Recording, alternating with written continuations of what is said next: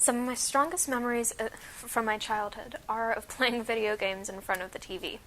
We had an N64, and some of those games are still in my top 5. Most people nowadays had similar childhoods, not to mention similar games. Video games, while not essential to everyday life, nevertheless play an important role in modern psychology, international communication, and relaxation.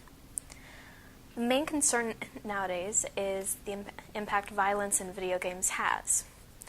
However, the Office of Juvenile Justice and Delinquency Prevention shows that across the board, juvenile arrests have gone down dramatically over the past 20 years, despite the invention and popularity of video games.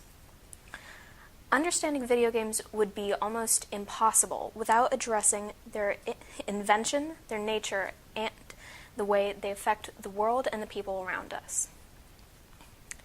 The technology involved in video games has improved by leaps and bounds since their invention in 1972, the first real video game. Its name was Pong. Most of you have probably heard of that. For all I know, a couple of you probably played that. Yeah.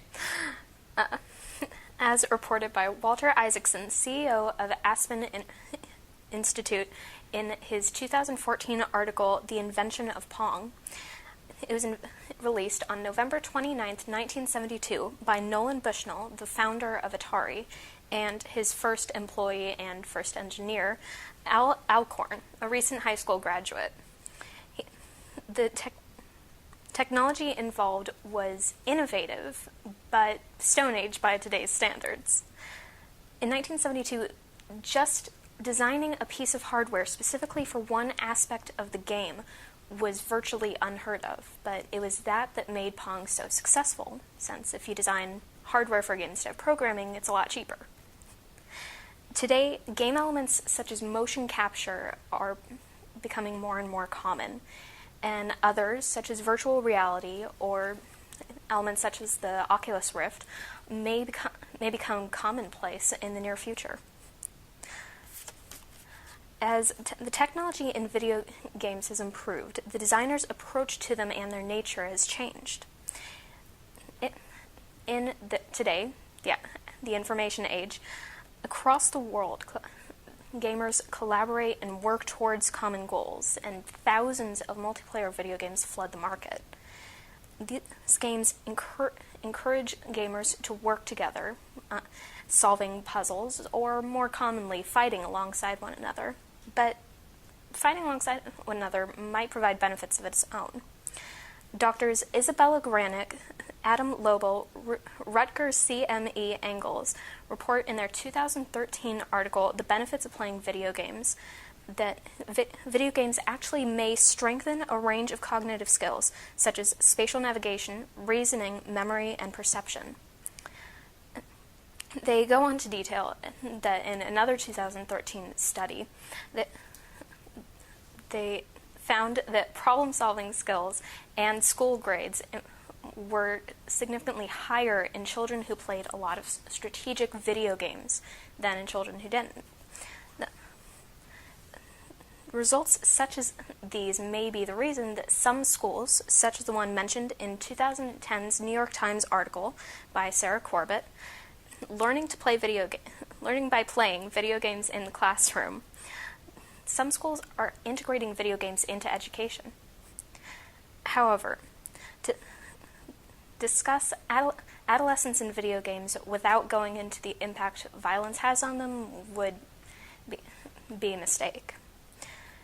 Because, after all, that's the main question that media and parents have nowadays. Are video games making kids more aggressive?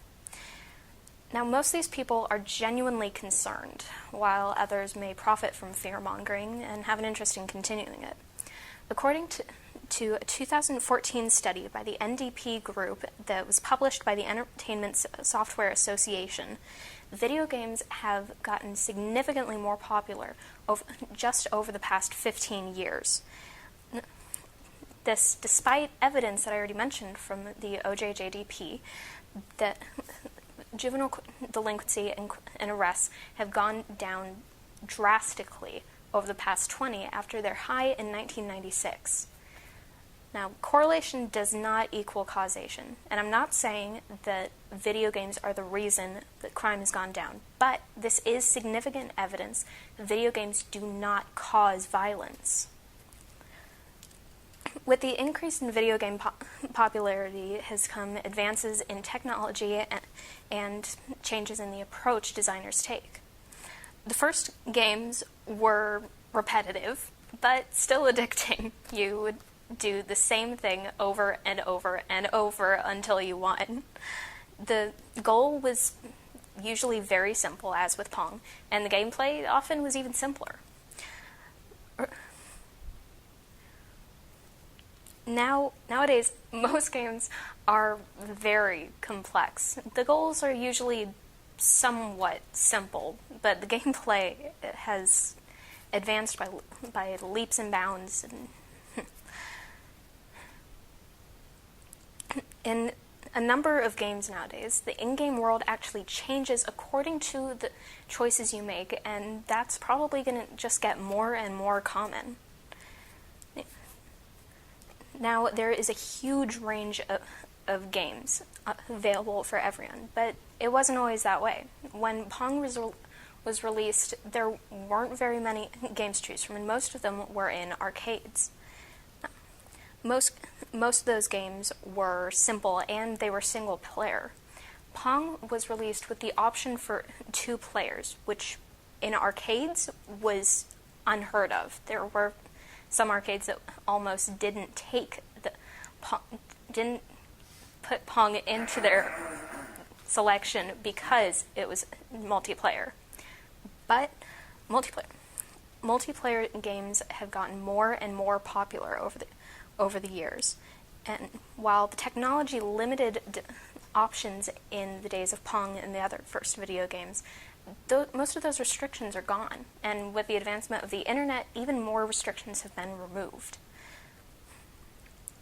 The multiplayer options are now common, as most of you probably know, and a huge percentage of gamers almost exclusively play multiplayer games. As multiplayer gaming has gotten more common and more available, group involvement and socializing has increased dramatically. Since the release of Pong in 1972, video games have remained and gotten more popular, and they even assist in some skills and education. While taken in moderation, they may provide upsides greater than their costs, because, after all, video games like water, chocolate, and everything else that should be taken in a middle ground and not gone to extremes, they may provide benefits as well as negative effects. Thank you for your time.